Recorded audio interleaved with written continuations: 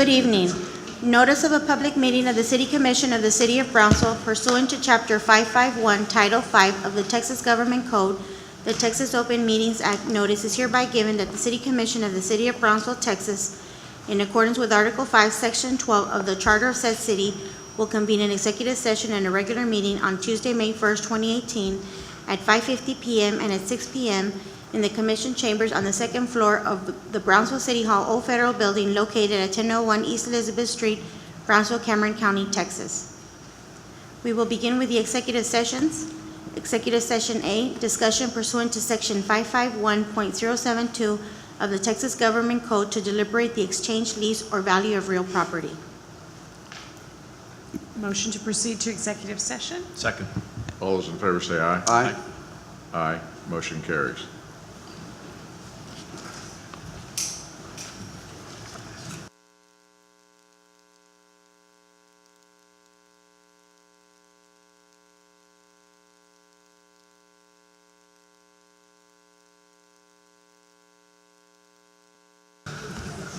Good evening. Everybody, please stand for the Pledge of Allegiance. I pledge Allegiance to the flag of the United States of America and to the republic for which it stands, one nation, under God, indivisible, with liberty and justice for all. Honor the Texas flag. I pledge allegiance to thee, Texas, one state under God, one and indivisible. Tonight, leading us in prayer is the director, the Brownsville director of the National Day of Prayer, Esther Ramirez. Welcome, Esther. Thank you. Good afternoon, each one of you. Let's close our eyes, bow our heads.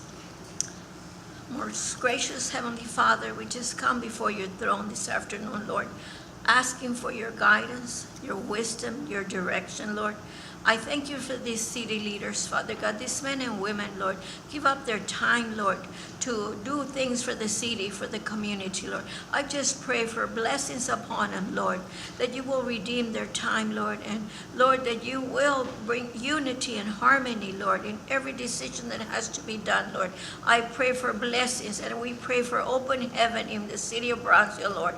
And we pray, Heavenly Father, that your hand will be upon every decision that's made and everything that has to be done in this meeting.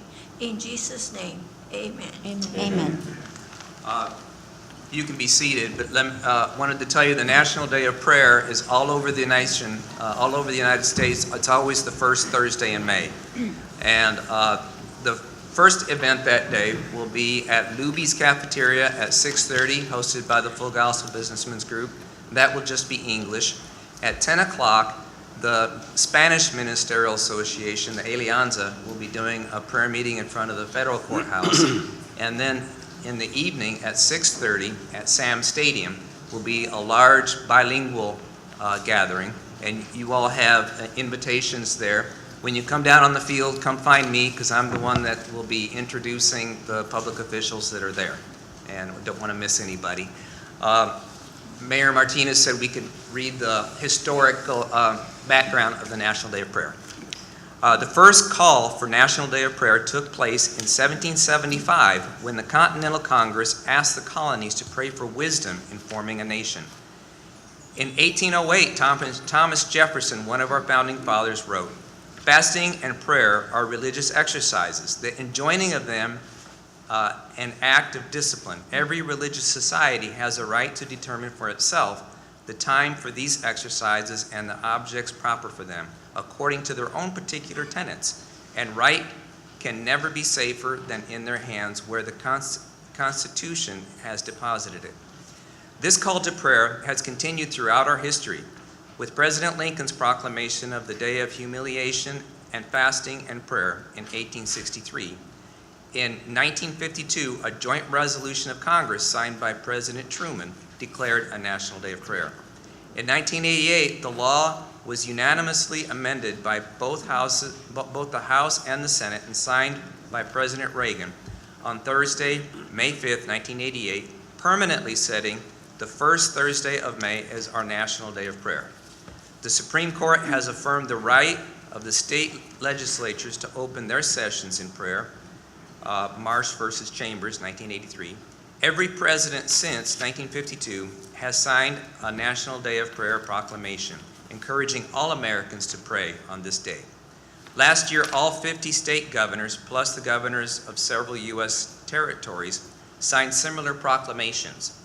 Like Thanksgiving or Christmas, this has become a national observance, placed on all Hallmark calendars, observed annually across the nation. Every year, local, state, and federal observances are held from sunrise in Maine to sunset in Hawaii, uniting Americans from all socioeconomic, political, and ethnic backgrounds in prayer for our nation. It is estimated that over 2 million people attend more than 30,000 observances, organized by approximately 40,000 volunteers at state capitals, county courthouses, on the steps of city halls, in the schools, businesses, churches, and homes. People stop their activities for a prayer. Our National Day of Prayer has a great significance for us as a nation. Let us pray for this event. May we as Americans ever proclaim, "In God we trust." Thank you. You're right. Yes. Next, we have the mayor's activity update. Really don't have much, except I do want to commend the entire community for all the prayer groups and all the cyclobias and all the other activities that are going on. And I want to thank the commissioners for being instrumental in doing all those activities. So kudos to the city of Brownsville and all its citizens. Next, we have the commissioner's activity update. Mayor, I have one real quick one, if I may. Just to let everybody know that the annual crime report has been put out today. And in the most wonderful news, the crime rate in Brownsville is down 12% from last year.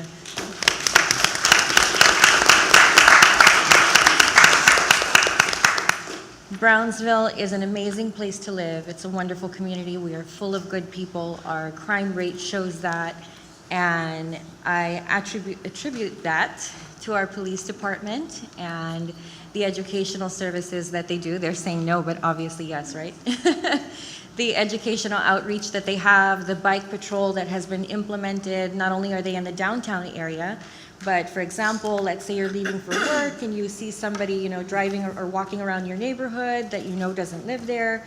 You can pick up the phone, call BPD, and they will send the bike patrol to bike patrol around your neighborhood while you're at work.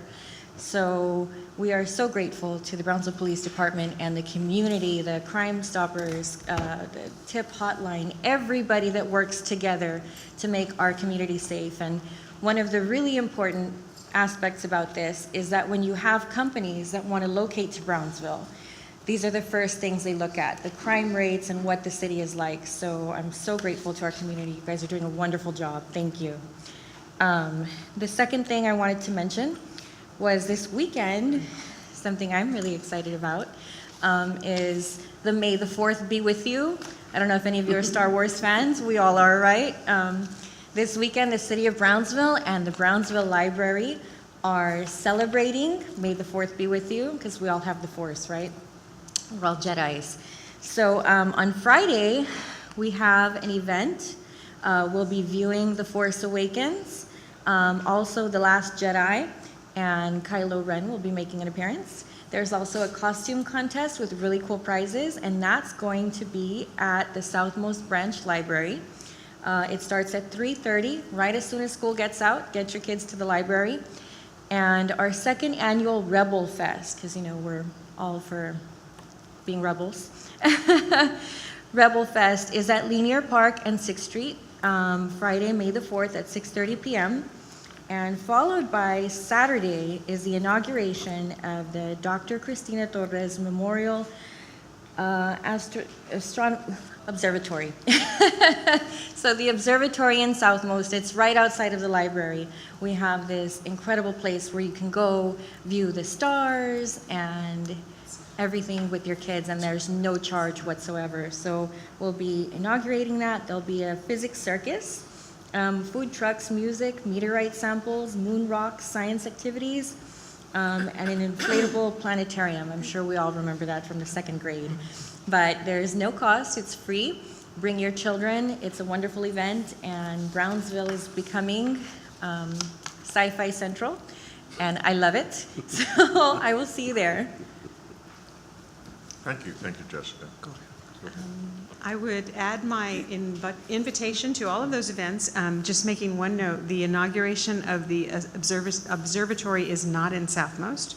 Oh, It is at right. Resaca de la Palma State Park, where the new observatory that Dr. Diaz talked to us about a couple of weeks ago is. So please come out. There's really no better place to see the stars than in the middle of a state park where there is no light pollution, as he described it. So that's on Saturday night. Also like to thank the Health Department and the School of Public Health for kicking off the ciclovia season this year. Friday night was just the perfect evening for riding a bike downtown. It was very well attended. I don't have numbers yet, but there were quite a few, well over thousands of people out. Right down to the line dancing in Linear Park, the music that was spilling all over the downtown area. And also the gentleman I have to give a shout out to who pulled a car behind his bicycle going around the route. It was a fun night, a beautiful night, and really all about what Brownsville is. So thank you for that.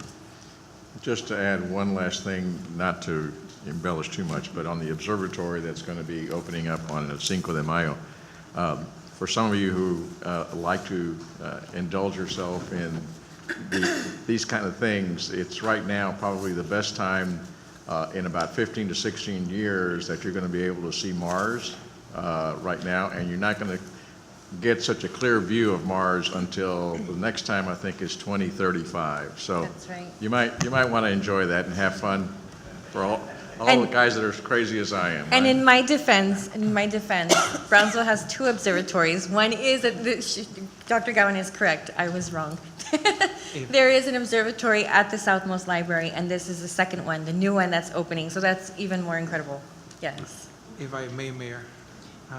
One last thing before we get started, and not to embellish anybody, but I want to thank the mayor and all the commissioners for all the work they've been doing. The last couple of months, we've had a lot of changes at the city, and changes are always difficult, but they are many times necessary. And there was many necessary changes that the city went about and did, and we are now restructuring. I know Commissioner Gowan and Commissioner Munguia are actively looking for a new city manager. Commissioner Tetro, Judge Neese, and myself are actively looking for a new city attorney. We're also searching for a new economic development director. This commission and this mayor has also formed 3 committees to help service our community a lot better, including an audit, an agenda, and a budget. And along those lines, our budget, this year, we're actually going to be having town hall meetings on our budget, because it's very important for the citizens to come and tell us what they need. Because many times we just hear it from the administration, but we never get the other side. The people we're actually here to serve, and the people and the reason why we actually sit up here every day. So we want to hear what you have to say. We want to know your needs. We want to know what we can do to make this a community a better place. So on May 30th, we will be hosting our first budget town hall meeting. And I want to invite everybody in Brownsville to come and attend and tell us what you think, and tell us where you would feel our money would be best invested in these coming years. And you will learn about the needs that the city has. You will know how much money comes in and where it goes. And that way you can help us determine our future. Because at the end, this is our home, this is our house, and as a big family, we need to make decisions together, because only together we can move forward. And that is why this mayor and this commission is actively listening. So I want everybody to know that we are here for you guys, we are here to listen, and we will never claim to be experts, because an expert is those who listens to others. It will be May 30th at the Public Library from 6 to 8. Wednesday, May the 30th, 2018, 6 to 8 p.m., budget town hall meeting. So with that, thank you for always those of you that tune in to watch us on TV, those that are here, thank you so much. If it wasn't for you guys, none of this would be possible. So thank you for helping us make this town a great place. Thank you, Commissioners, all of you. Proclamations. Next, we have the first proclamation, National Bike Month. Come on up.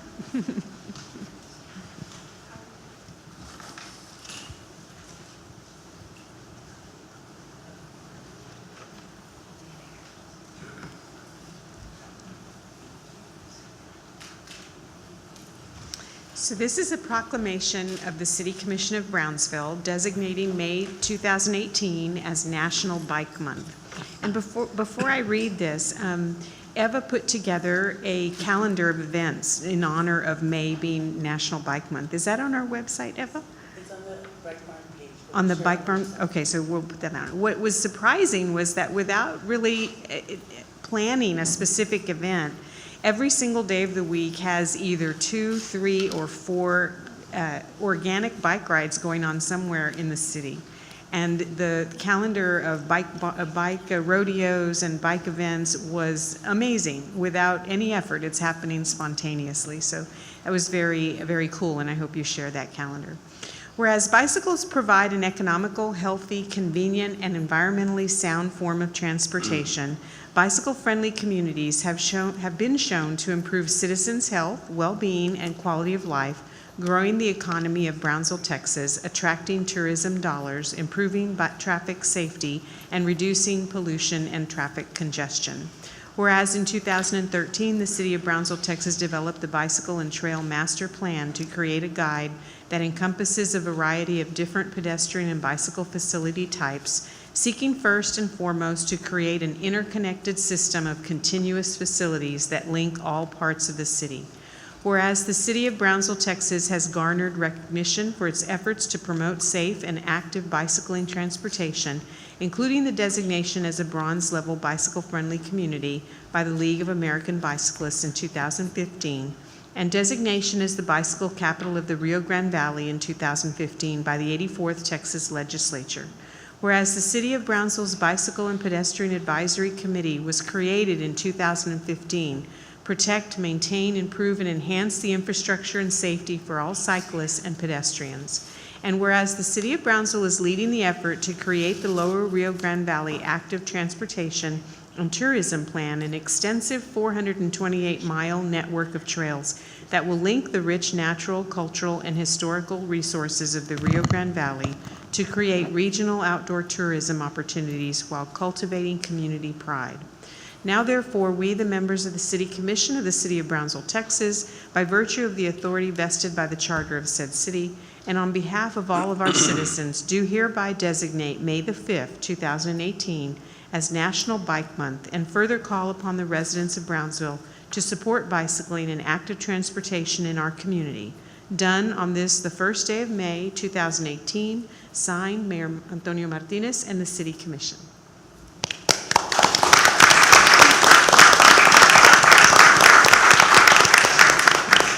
Thank you for what you do for our community. Thank you for what you do for our community. Thank you. Thank you for what you do for our community. Keep up the good work. Keep nice. Thank you for everything.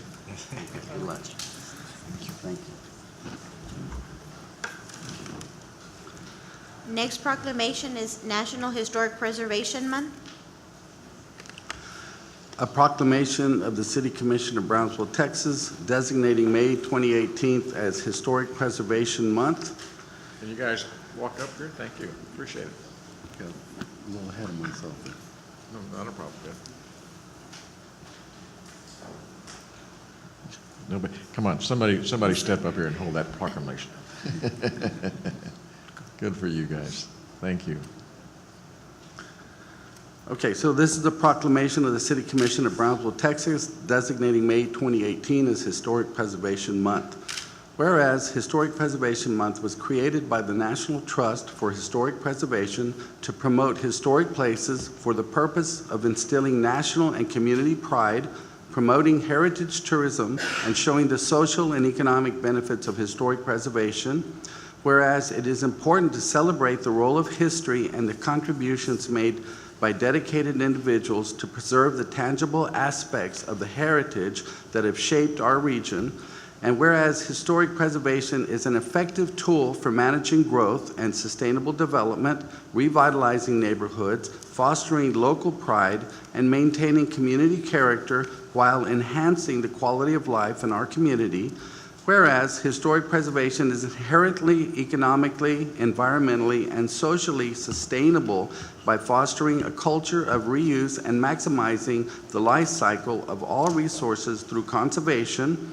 And whereas the citizenry of Brownsville, Texas have dedicated their time, efforts, and talents through boards and organizations to preserve Brownsville's historic legacy for the education and enjoyment of future generations. Now therefore, we, the members of the City Commission of the City of Brownsville, by virtue of the authority vested by the charter of said city, and on behalf of all of our citizens, do hereby designate May 2018 as Historic Preservation Month, and further call upon the residents of Brownsville to celebrate historic preservation and revitalization efforts in our city, done on this first day of May 2018.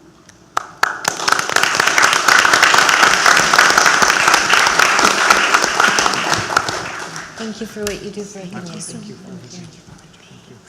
Keep up the good work. Keep up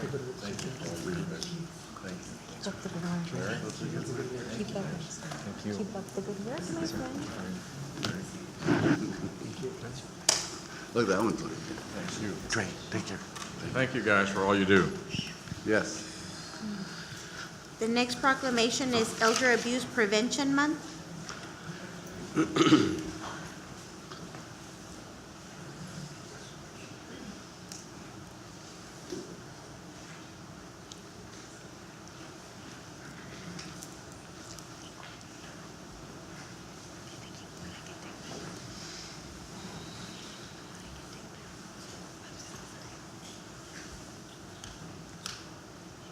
Very good.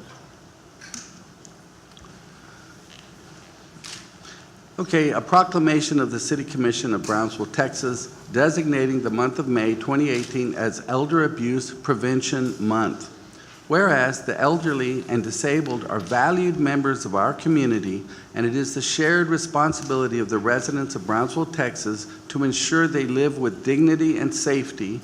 Whereas through their wisdom and experience, the elderly have enriched our lives with contributions to general welfare of Brownsville, Texas, by helping to preserve customs and traditions of many people from diverse backgrounds.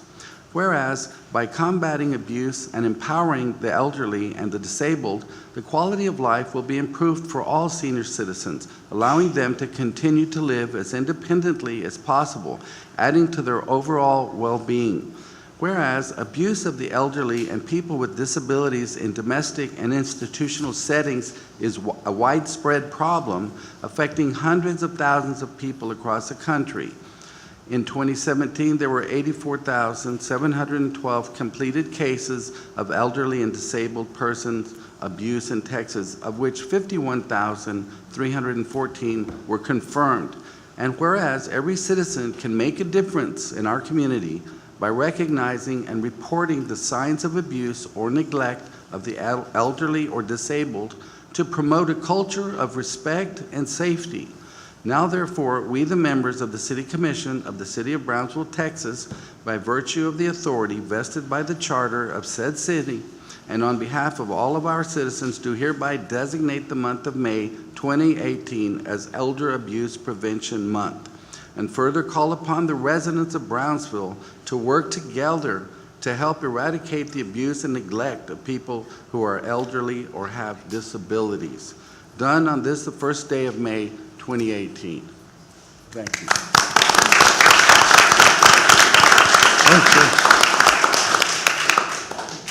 Thank you, Commissioners and Mayor, for acknowledging May Elder Abuse Prevention Month.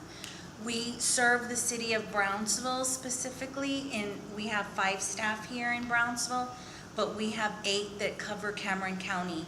We've lost 2 positions, and while we've received 2,000 reports every year, our staff have done an incredible job of completing thorough investigations and providing services. And just as you mentioned on the proclamation, Commissioner Neese, it does take everybody to help our elderly citizens and disabled citizens. It takes collaboration to reduce elder abuse. And without our law enforcement, our EMS, our mental health professionals, we couldn't do it alone. So I encourage everybody to continue reporting because elder abuse is very underreported. Thank you. Thank you. Thank you. Appreciate it. Thank you for what you do. Thank you for your service. Thank you for what you do for the elderly. Thank you. Thank you for what you do. Thank you for what you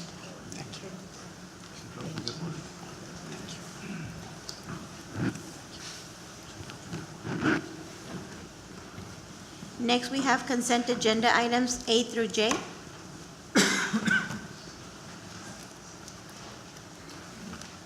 I'll entertain a motion to approve. Motion to approve consent items A through J. Second? All those in favor say aye. Aye. Motion carries. Thank you very much. Next, we have public comment period. We did not receive any public comments, so we'll go ahead and go on to the next agenda item, which is items for individual consideration. Action item number 6, consideration and action to provide in-kind contributions in partnership with the West Brownsville Little League. Mayor, Commissioners, these are the items that we love to bring. Through Commissioner Munguia, I'd like to call up the West Brownsville Little League. They approached us and said, would the city be interested if they were to bring a match of money, of donations, and would the city be interested in putting in-kind on it? The park is in our plan. We're just moving it up to the line moving ahead of the line because we do have a West Brownsville Little League offering some donations. So I'll pass it on to those who do it. He's very eloquent of how he explained it to us. Thank you. So I'll let Mr. Thank you, sir. Of course. do the presentation. Thank you. This is the Little League that goes to the World Series, right? Yes, ma'am. Yes, ma'am. And wins the World Series. Absolutely. My name is Mark Anthony Lucio, Mr. Mayor and Commissioners, and I'm a board member and coach at West Brownsville Little League. Now, what you have before you is a proposal to match the money that we have already secured at West Brownsville Little League. But before we go into that, just wanted to kind of give you a brief history of West Brownsville, and I'll be short, I promise. We've served the community since 1952, and we've been in that area. There's a map of it since 1967. Now, annually we recruit over 100 volunteers, and everybody goes through a background check. And every year is growing, but this year we've registered over 375 boys and girls to play baseball between the ages of 4 and 12 years old. But in order to continue, we've secured 2 large sponsorships, one from Noble Builders with Mr. Rene Capistran, and one from the Hernandez Foundation, the amount of $100,000 and $58,000 respectively. Now, we have a fundraiser at the end of this week, and we're projected to raise around $15,000. So that totals $174,000 that we're asking the city to kindly match so we can go in and renovate and add some more features to West Brownsville Little League. Now, if you look at the map, I'll reference the map before I go and reference the spreadsheet. The red line around both fields, those are two fields. One's a majors field, which is at the very top. That's where the big boys play. And the smaller field where the little ones play is the one at the bottom. That's the minors field.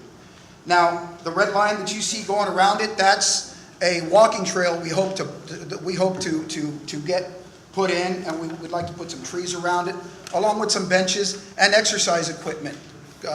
Some of the equipment I've seen over at Browning Park, County Park, correct? I thought that'd be a great idea. The little circles you see around the park are trees, and that's not where they want to go, but we would love to see more trees, more shade in that area. The parking lot on the left-hand side is caliche. It's not paved yet. It's not improved. So that's another item that we would like to add to West Brownsville Little League.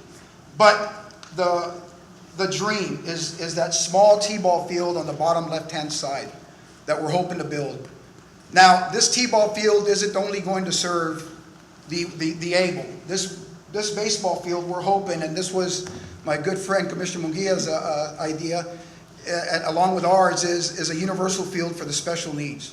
Now, BISD currently has 5,136 special needs children registered. And a good portion of those are actively playing sports, but they don't have facilities for baseball. Now, I was fortunate, my team was fortunate enough to be invited to a game 2 Fridays ago over at Morningside Park. And it was a game between the special needs children from Brownsville, the Super Kids, along with they came down to visit the San Benito Warriors. And it touched our hearts. Brought tears to parents' eyes just watching them go around that field and play T-ball. What I did notice, Commissioners and Mr. Mayor, is it was hard for those in the wheelchairs to maneuver. I had one dad struggle to move past home plate to get his child to first base. Now with this improved field, or this dream field, or universal field as they refer to it, what would allow is it would be a paved field, and it would be an all-inclusive. They would kind of easily maneuver over the field, and you can kind of reference the pictures in the back. And some of those walkers and wheelchairs are small. Those wheels are small, and it's really hard to get those through any type of surface that's not improved. And that's what this field would offer. Now, it's not just limited to baseball. We're hoping to get our softball, our girls in there as well, and kickball, because kickball down in Brownsville or in South Texas is pretty huge. I think Brownsville, Corpus Christi, and Houston are the biggest kickball competitors, and it's fierce, but we want to give everybody a chance to play. So the proposal is, as you can probably reference the table, is to match $174,000 that we've already secured. And on the second table, that's a list of some of the, we're not limited to, but some of the items that we're hoping to add to the field. So I can just jump in. Yes, sir. I think the selling is good. As for the city, again, we approved, I think about a year, six months ago, we approved a capital improvement for parks. A U.S. Commission said, so what we're looking at is any in-kind services that we're going to do this park already is already it's already budgeted. So all we're doing now, graciously, that the West Brownsville League has provided us income, so we can do it all together, drainage, streets, pavements. So we'll be looking at the items. So we think it's a great partnership.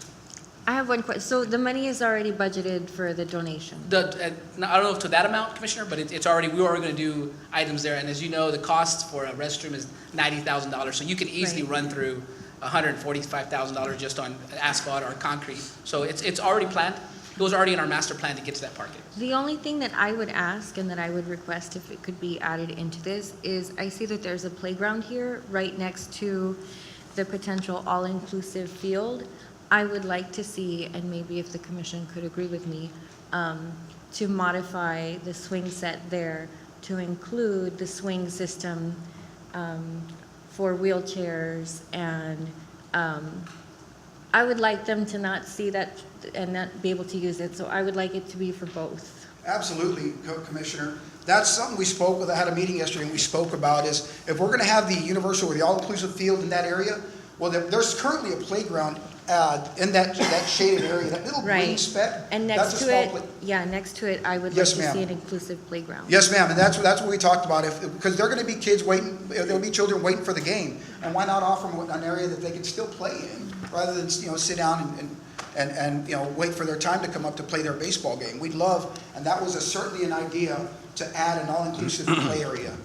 So our portion would be in kind, right? And that money for whatever materials or whatever it is, you say is already budgeted. Commissioner, yes. For example, would be the parking lot needs work. So we come in with the parking lot with the asphalt.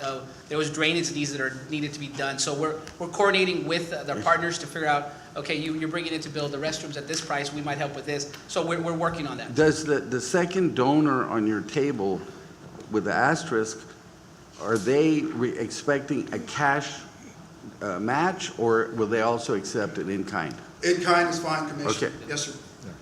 And the only thing I ask, guys, both of you, for your organizations, whether it's the city or the West Brownsville, is to kind of keep us abreast of all so that we can kind of get the kids excited about going there. Okay, I think really that's really where my heart is. And so, and as long as whether we post it on the website or we post, not for any other reason, so that the kids know that it's coming and the day that they get a chance to do that. I was out there with Cameron County at the park.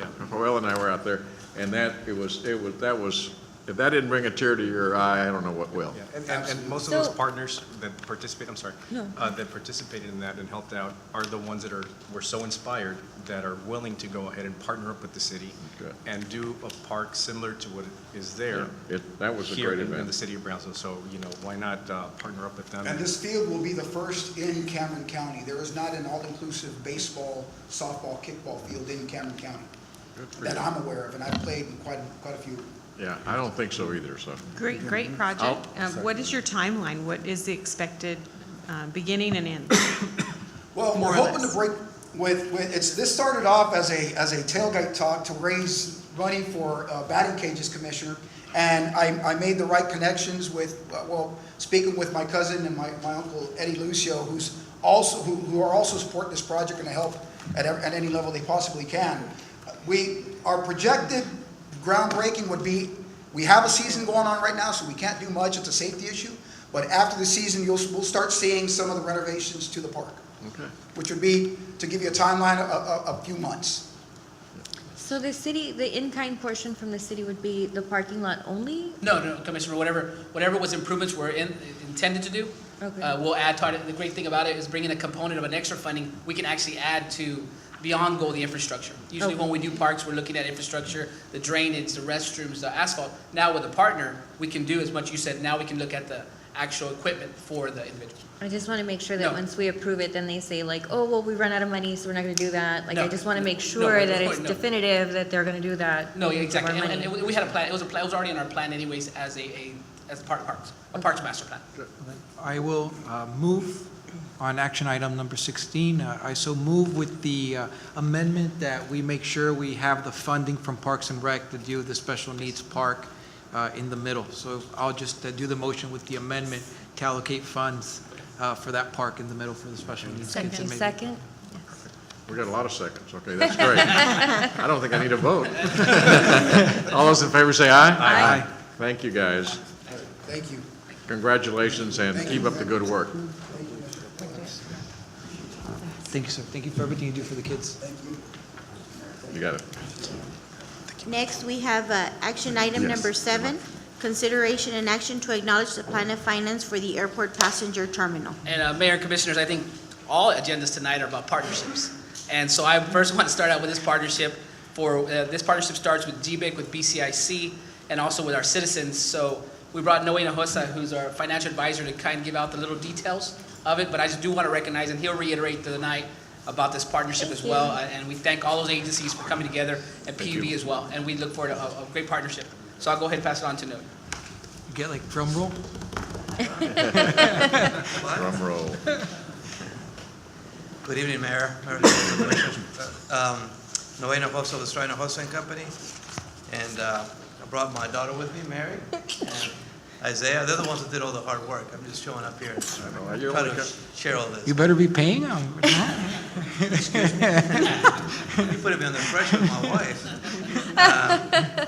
I think as Mr. Lopez pointed out earlier, and some of you have commented, I mean, this type of a project is not a project unless you cooperate with others. And I'd be remiss if I didn't say, you know, what the mayor has done, some of the youth commissioners that serve on other boards, it's been short of spectacular in terms of getting commitments from GBIC specifically, BCIC, Brownsville PUB, and certainly working with your airport staff in an attempt to go out there and get passenger fee charges and FAA to help you. And I think when you say who's going to be the borrower here, you are the entity that will be doing the loan financing. And we're at Strain Hinojosa, we serve as your advisor. McCall Porson Horton has been your bond counsel for many years.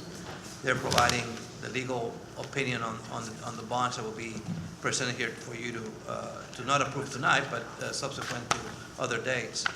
And then we selected, or we're recommending to you, JP Morgan to be your senior underwriter. We went out for an RFI, request for information, about a couple of weeks ago to sort of bless what we've been working with your staff, at least for the last couple of years, on how to best tackle this project.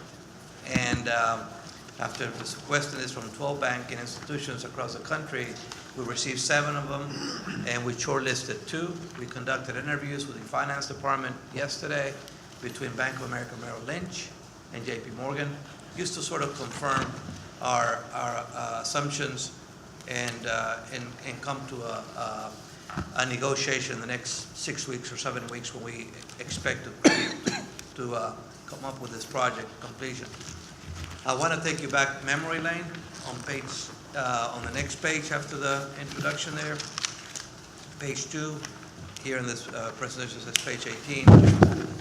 The highlighted rows at the top is what we did back in December of 17. You'll recall that we did 2 refinancings to provide capacity and 2 new money projects. We did about $5 million of equipment notes, and we did about $15 million of capital improvement plan. Our objective all along in regards to this airport project that was properly disclosed to the rating agencies in New York, both Moody's and Standard & Poor's. They're fully aware about the airport project. This CIP of $15 million was going to be your first installment of 2 other installments coming up in 19 and maybe 21 for another 15. The airport project will not impact your property tax rate at all. If in fact our sales tax assumptions, our sales tax revenues come into play as we expect them to, and we do expect them to come at the levels they've been coming, because the trend, the historical trend, is pretty significant. And I think, having said that, we're confident that the finances for the airport will be properly secured. I share this page with you in an attempt to disclose to you that today the city, as of April 9th of 18, has an outstanding debt portfolio of about $143 million. That is supported by over $6 billion of property values. Not all of this debt is paid by property taxes. A portion of this debt is paid, in fact, by BCIC and JVIC, and maybe a little bit of landfill revenues in there. The graph on the right, you'll see it's like having many mortgages, and the sum of all those mortgages present your payments. So in 2018, you're about a little over $17 million, and then it grows all the way up to about 2023, and then after 2024, it drops significantly. The red line is your tax levy. That's the tax rate. You currently collect a tax rate of 70 cents, as is reflected on the top right-hand corner. And the red number, the 25 cents, is what you allocate to repay this type of debt. So we keep an eye on this on your behalf as to when you go about borrowing money, that we make sure that at least property taxes don't get affected. So then what brings us to today is this airport project. As of February, late February, the estimates for the new passenger terminal project was about $38 million. Those numbers have yet to be confirmed. I think some of you will know that the airport has gone out for bids. You expect for those bids to come into you on or about May 23rd. When they come into you, it'll be at a guaranteed maximum price, and we will not recommend to you to sell bonds prior to that. What we're hoping to do is, once we get the guaranteed maximum price, then 2 or 3 weeks later, as your staff goes out and the project managers or program managers confirm the various assumptions on the bid, then we will present to you a negotiated package to sell the bonds that will hopefully fund the $38 million. How will we fund the $38 million project? That's right below it. We intend to get what we call in our business a revolving note program. We will sell a tax note for about 5 years. We will use the FAA reimbursements periodically. As we get reimbursed by FAA, we will pay whatever amounts we've drawn from the note provider, in this case, JP Morgan. JP Morgan quoted us last week a rate of about 4.31% over the course of 5 years. So as we go out and pay contractors for this note, we then submit to FAA reimbursement. FAA will give us 90% of the eligible cost, and we're very confident that you have enough cost associated with this project to get more than $12.7 million. But the only thing we've gotten from FAA is $12.7 million. So in essence, all we're doing as a city is provide credit for the fact that FAA expects us to spend our money first, and then they'll reimburse us. So we think at the end of the note program, in 5 years from now, our outstanding balance coming from property taxes or sales taxes, whatever we decide to cover that balance, is going to be about $500,000 to $700,000 that FAA would not be reimbursing us for. A lot of it has to do with timing of when they reimburse us, whether there is sequestration in future administrations, and FAA can reimburse you as quickly as we expect them to. So at the end of the day, you have a project to run, and the NODE program is going to be that. It's going to be for that. So you got one source to pay, and that's the NODE program.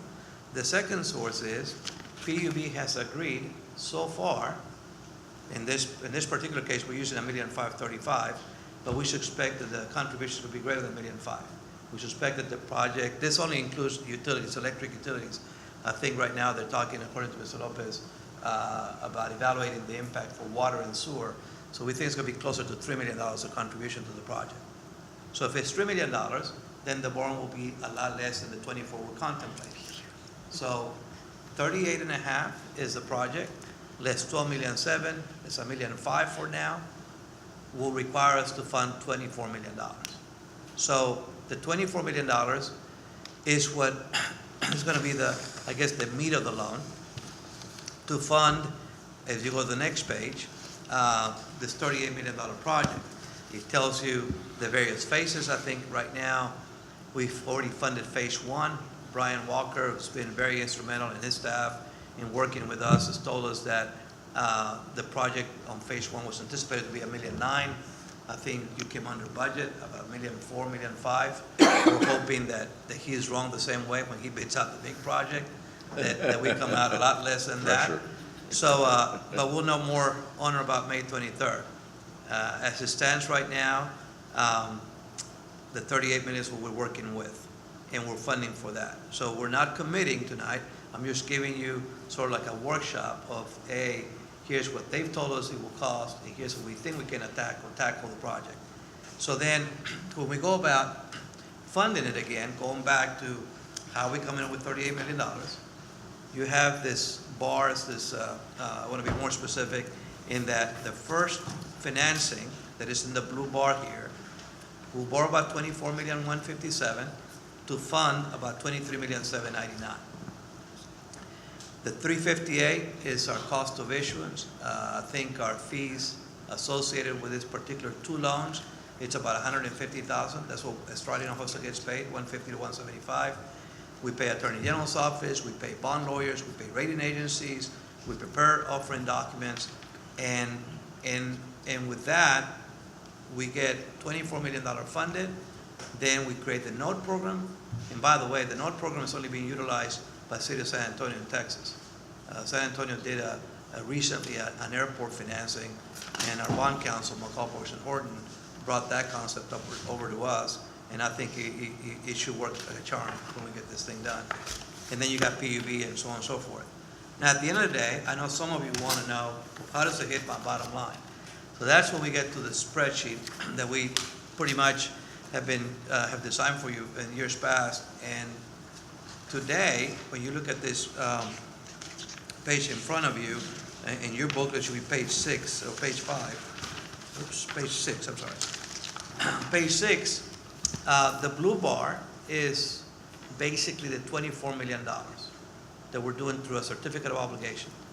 At the next meeting, if you so approve this presentation, at the next meeting, you will have a resolution prepared by your bond counsel allowing us to publish a first notice of intent for an amount not to exceed $24-25 million thereabouts.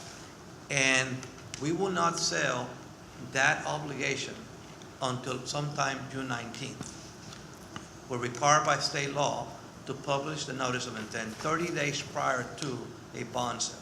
So at the next meeting, whenever that, and I will get into those dates in a minute, you will allow us to publish on the newspaper 30 days prior that bar, the blue bar column there, or the blue column there. What's important to you is what's before the blue column. Today, the city of Brownsville makes payments of about $17,752,000. Those are all your mortgages, all the loans you have. We go back to the first page, we talked about it, and I listed all those obligations. The sum of all that, in 2018, you pay $17,700,000. As you go through the years, you'll find that in 2024, you make another $70 million payment. So for the next 7 years, literally, you're making $70 million payments. Not until after that year, your payments drop significantly to the $10 million level. And that's important to note because one of our partners, GBIC, to be specific, made a commitment to the city to pay up to $12 million, but for the next 5 years, they'd be willing to pay $944. I wish it would have been 6 years, but hey, 5 years we'll settle for that. At the end of the day, in 5 years from now, in year 6, we may go hit them for another $944, and then after that, we may not even hit them for anything.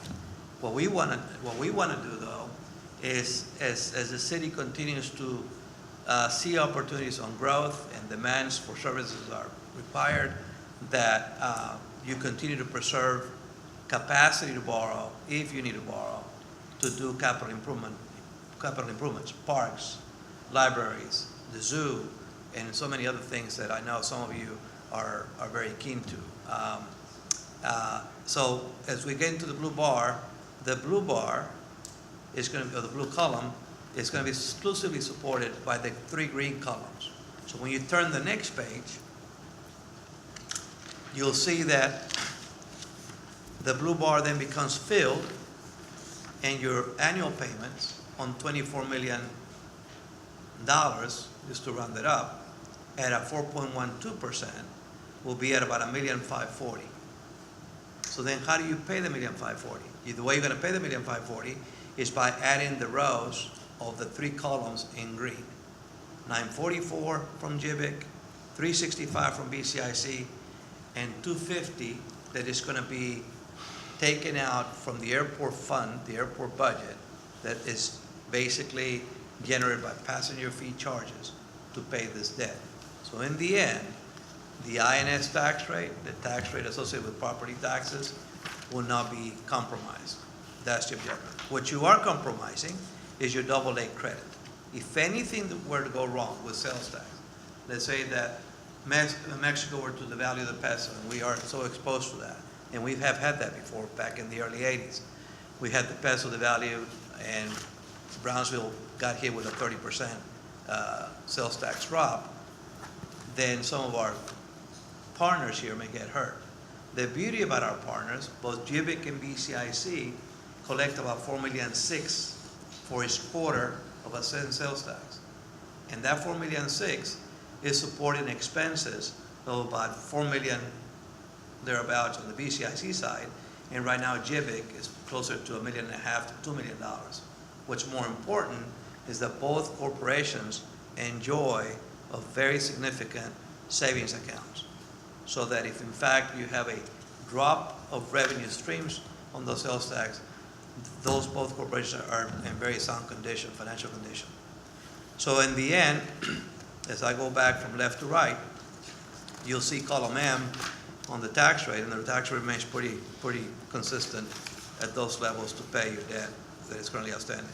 So today, May 1st, what's on the agenda is to basically hear us out how we came up with this plan with your help, Mayor, and those of you on this commission, so that if you in fact bless it, then on May 15, we bring to you this resolution that you will then approve, publish the first notice of intent.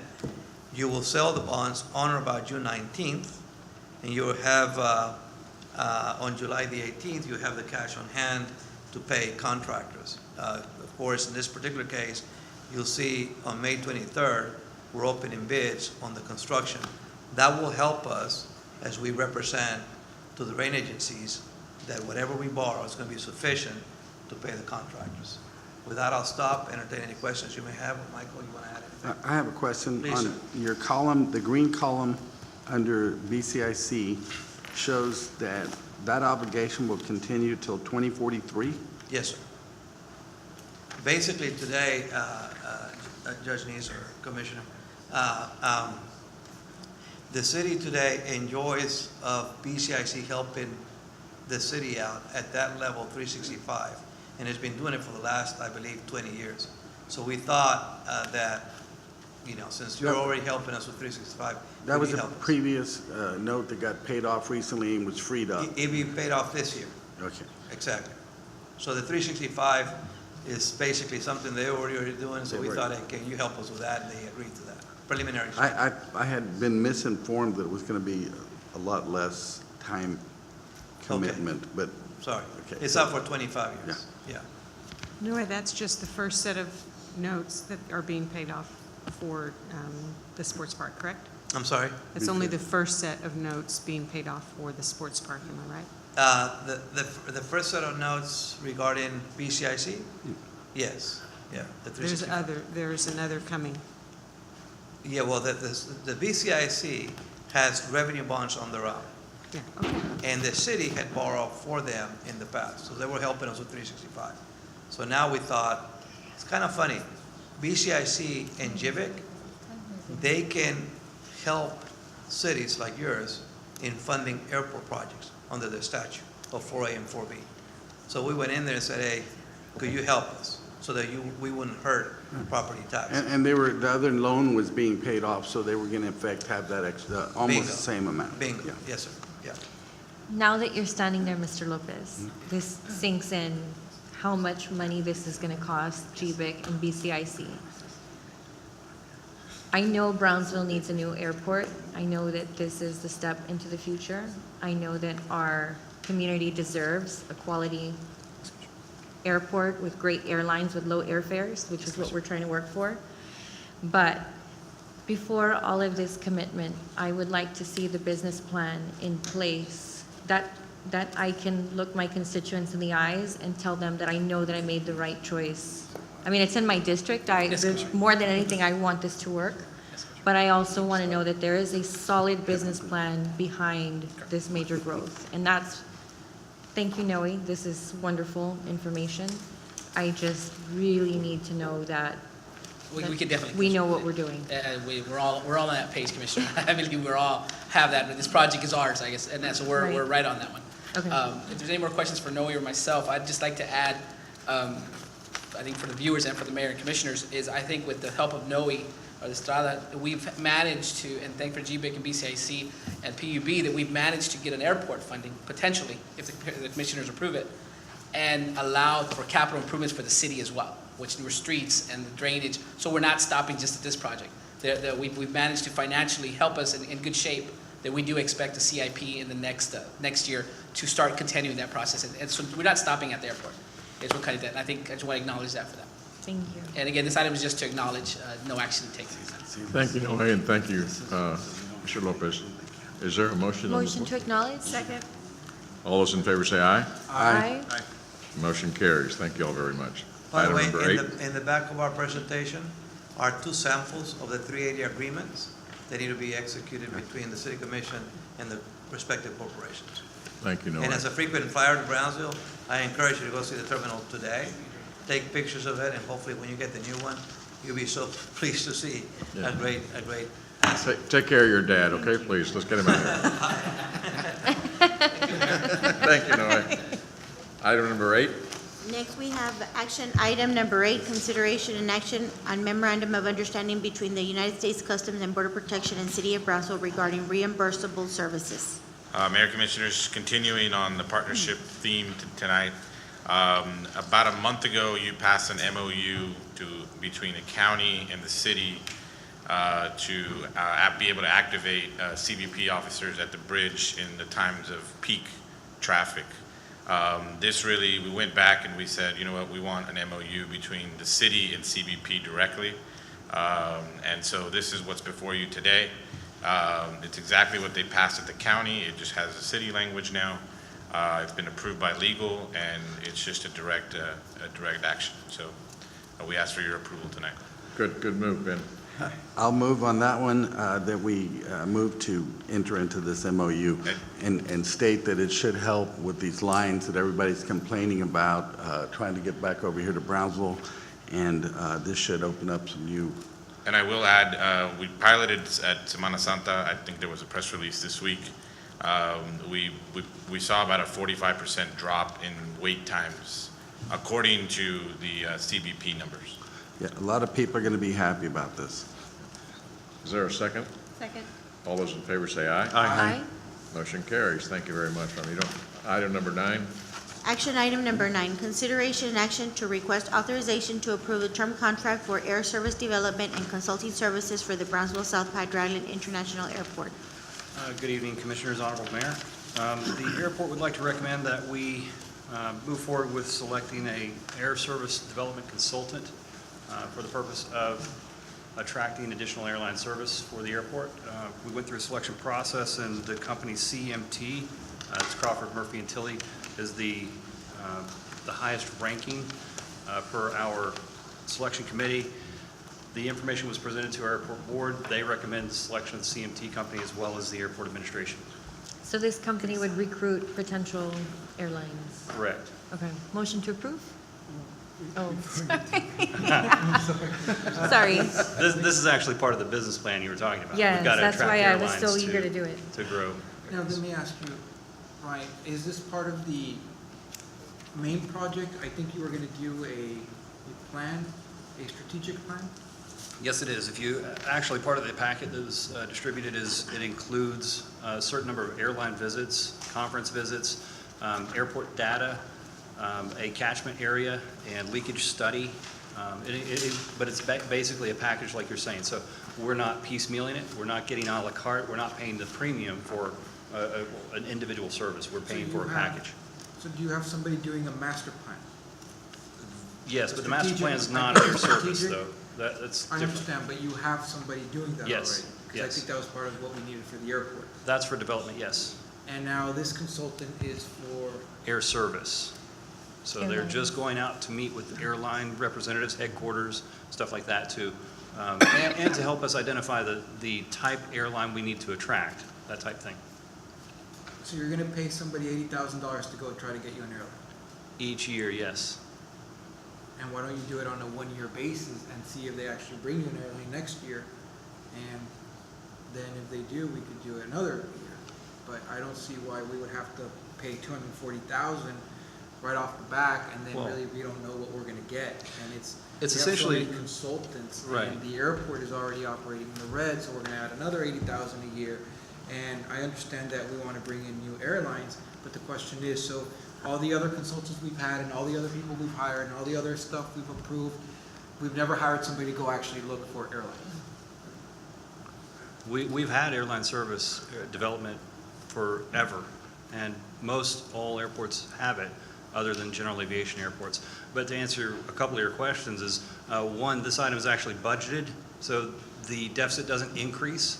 It stays the same, but it's decreasing because we're increasing revenues and we're reducing our other expenses at the airport. But why would we continue to do it after the first year is the same reason I still see McDonald's commercials. We all know who they are. We know what they sell, but they still advertise, and that's what this is. This is advertising for airline service at the airport. Well, McDonald's actually advertises because they've been seeing a reduction in their market share.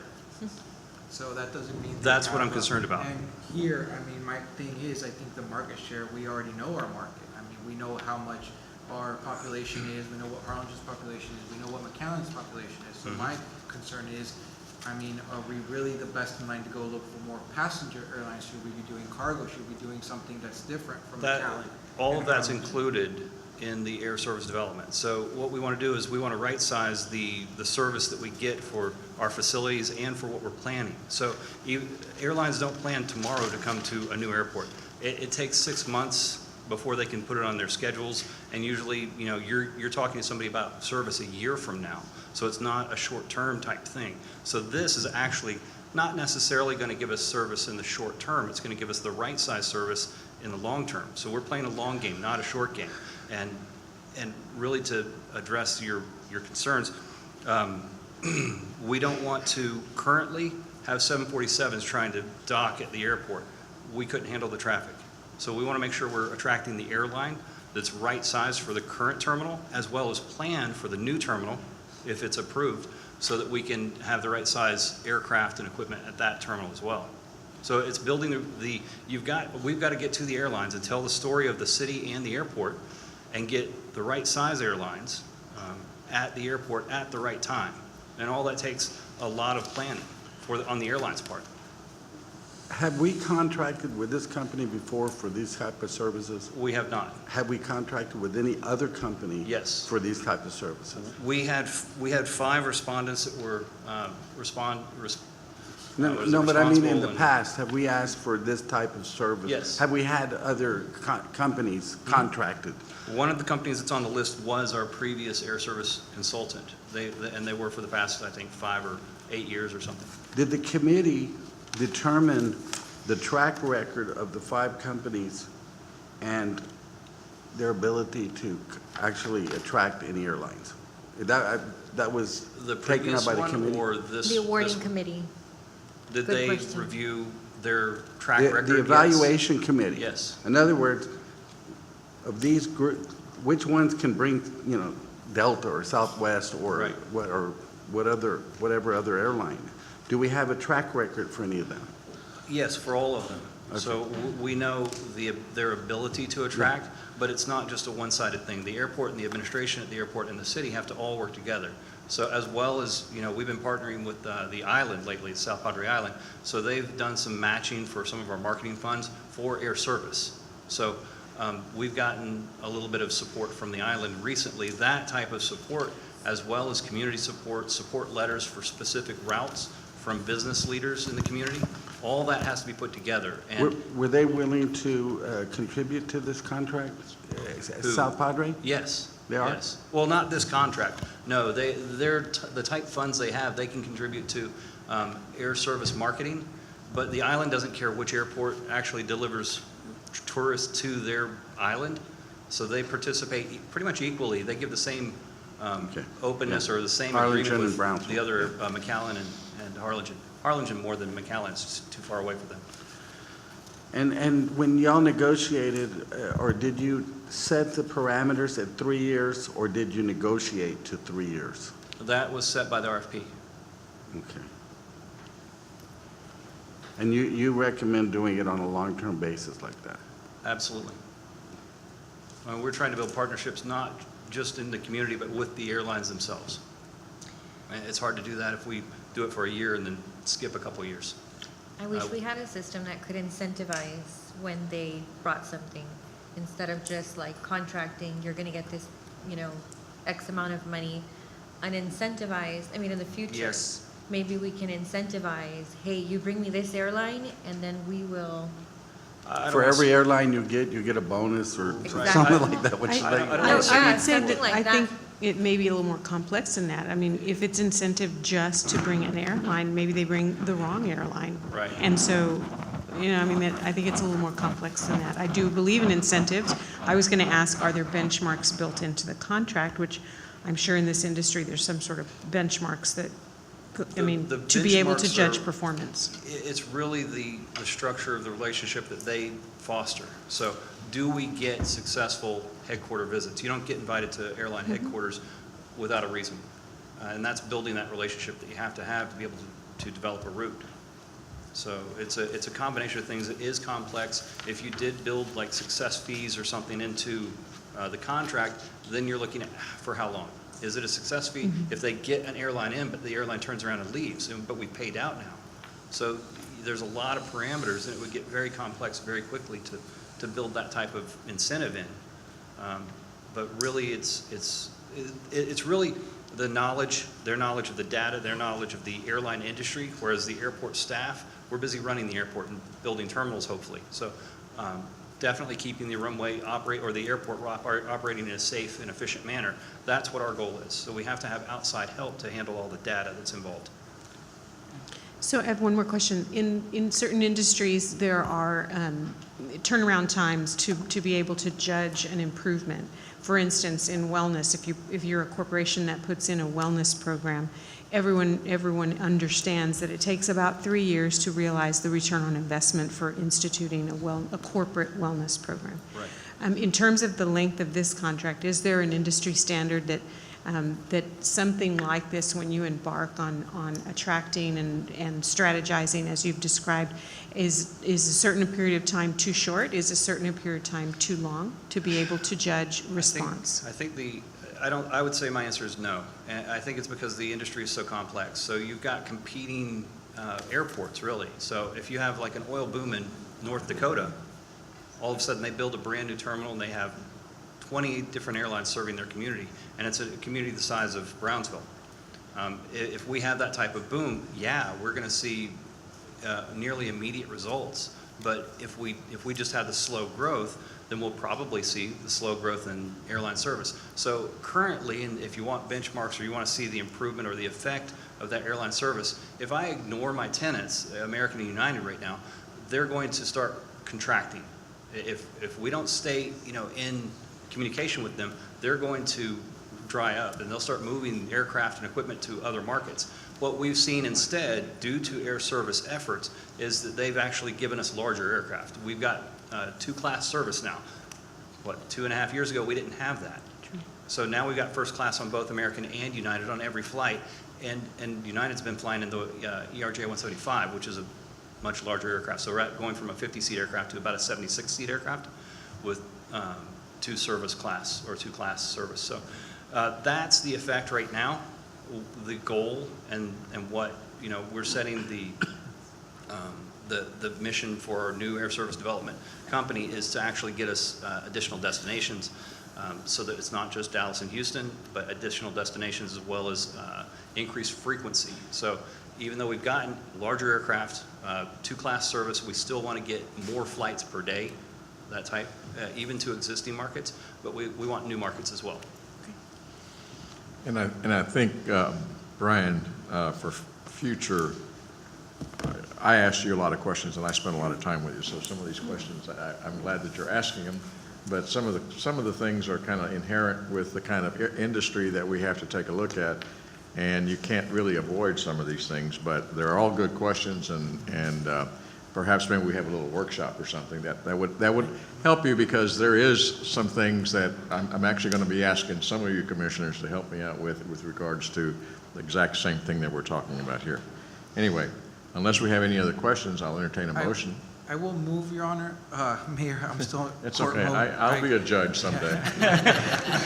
We got one. Let me. Yeah, but Brian, if you can, this has come up in GBIC before, where when we're actually trying to bring airlines, and Commissioner Tetro was working very diligently as chairwoman during her tenure to actually try to bring more airlines. So I'm going to ask is if you could please meet with the GBIC director, and that way maybe you guys can tag team. And I know that you'll be having this, the consultant plus Gil plus yourself, and that way you can actually go knock on some of those big doors and try to get the airlines. So that was really where I was going with the question, more the collaboration, I think. Well, the last conference that we attended, we did take GBIC with us. And it was relatively successful. We had a very good response from the airline that we met with GBIC. And we actually have a conference coming up in June, and we're actually meeting with 6 different airlines. So, and that doesn't count other, solicitations that we do. Thank you. Please take GBIC with you, and we just really want our constituents to know that this is something that, people always, the Brownsville Airport. No, we work very hard to make sure that we have quality service to offer our community. Did you have a motion? She had a motion, and I guess I seconded it. Okay. All in favor say aye. Aye. Anyone opposed? Motion carries. Thank you, Brian. Item number 10. We had a discussion. Action item number 10, consideration and action to request authorization to approve the term contract for architect and engineering consulting services for the Brownsville South Padre Island International Airport. Good evening again. This is for on-call architectural engineering services for the airport. Our existing contract with CH2M expired some time ago. It's been extended a couple of times, and we finally drew a line in the sand, and we had to go out for an RFP for a new consultant. In this case, we've selected 2 because the FAA now requires an independent fee estimate be done for every CIP project that we conduct. So we selected 2. If a consultant gives you an independent fee estimate for a project, they're no longer eligible to bid that project. So by having 2, we can actually designate one to give us the independent fee estimate. So that's why we selected 2. And the selection committee, much like the Air Service Development, they went through a long selection process with numerous companies that applied. They made a recommendation, scored the different companies, and then that was taken to the airport board, who recommended to go with the selection committee's recommendation, and the airport administration also recommends the selection of these two companies. So what you're saying, when you have a project, you can kind of get like a bid from either one of them to see which one will give you the best? Or do they no, just rotate to the next bid? It's a combination of rotation versus skill. So if they have the better ability with, say, pavement work, and that's the project that we're bidding, so there's no money really attached to this. There's a fee structure that's attached, but since we don't have a project defined at the moment, which most of these projects, these companies would be overseen, would be AIP-funded projects by the FAA at 90%. Are they included in what we were looking at a little while ago? Yes. So they will be utilized in that other, the other project, that phase 1, phase 2, and all that, the bonds that we were talking about? No, that's separate. That's CH2M, our previous consultant, is Okay, and seeing that project through. so is it you that has the discretion when to say, we want Garver for this project, or we want Aviation for this project? Yes. And then whichever one we select, the other one would wind up doing the independent fee estimate. They'll end up doing what? They would do an independent fee estimate. So we have to have that by a third-party consultant. If we don't secure the third party, or, a second consultant to do that for us, generally we have a difficult time getting those independent fee estimates, because if they submit that, they're not allowed to actually bid on the project or subcontract or anything else. I thought it was fixed rate, according to number 6. Yes, those are fixed rates if they're doing the projects, and as well as the independent fee estimates. Yes. Both costs are fixed. I don't know if I'm following you, but if you have a fixed fee rate and you get to pick which one does it, why do you bring in an independent guy to The FAA requires or a it. cap No. on the The project? FAA requires that we get an independent fee analysis. So if contractor A gives me a cost, and he's going to be my contractor for this, project, contractor B gives me an independent fee estimate. I'm supposed to submit along with their package to make sure that their proposal is in line with, the standard. Do you see any issues with you having a project and not going out and bidding it out to the public versus, just picking one of these? This is an on-call consultant, so these guys have to be approved by the airport district office. So they're skilled specifically in aviation, and they're approved by the ADO up in Dallas. Basically, because you've already vetted all the companies that made a record, there was like 10 of them, right? Looks like. Yes, there were a lot of companies. 10 or 14, or it was a big number, but yeah, we went through each of those and scored them all, and these two companies were just basically the top two companies. And what is the term of this? You're saying there's no term on it. Is it open-ended or? No, there is a term. Let me try to find that page. 2021, so it's just a year, basically. I guess we can see how it works for a year. Well, 2021, Judge, or Well, that's 2019? 2 years, right? It's 2021, and then they have options for extensions. I believe they're, Because we went over a contract a while back that had just been extended. Right. For 10 years or something. right, this wouldn't be the case here. This is a limited, I think there's 2 one-year options. Yeah, 3 years. Yeah, so this is a 3-year contract with 2 one-year extensions. Any other questions? I'll entertain a Oh, motion. I did have one question. How come only 3 were pulled of the 4 members of the evaluation committee? I'm sorry?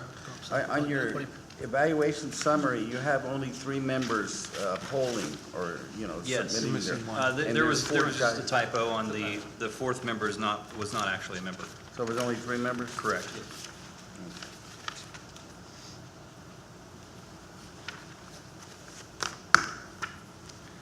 Okay. Any other questions? No? I Is there a just motion? I will move, but I think it's important that and I think a lot of the staff has heard it before, if we actually take the time to rate our packages, we actually expect the packages to be well put together. And I mean, that's really frankly something I've asked for like 2 years, and there are a lot of typos and mistakes. And, I mean, we are reading these things. I mean, that's why they're submitted. So all we ask is in the future to please make them clear, concise, without typos. Make sure that if you have 4 members, actually have 4 members, because then this thing comes back and in the future people sue the city. And really, we bleed out a lot of money for careless mistakes. And that's one of the things that we're hoping. It's not for you, Brian. It's just, I think it's for the general staff. I understand. And, Who were the 3 committee members? The top 3. The It top was myself, Manuel Alcocer, and Constanza see. Minor. And you're correct, Commissioner. And as you talk about, as we're going through growing pains, we're getting there. Exactly, yes. No, we are definitely, we're watching, we'll get there. I noticed them as well. I noticed them as well, and they heard them before you probably gave it to them, so. Thanks, Commissioner. I will entertain a motion to approve. Second. All those in favor say aye. Aye. Motion carries. Item number 11. Action item number 11, consideration and action to request authorization to approve an award for the purchase, delivery, and installation of a digital billboard for the city of Brownsville. Honorable Mayor, City Commission, we would like to request City Commission consideration and action to award a contract for the purchase, delivery, and installation of a digital billboard for the city of Brownsville. This project includes the purchase, delivery, and installation of a double-side V-shape on-premise digital billboard, and it's a 60-footer. The dimensions of the display is 14 feet high by 48 feet wide, and the total price recommending the 60-footer is $453,158.41. That includes an additional 5-year warranty, so that's a total of 10 years.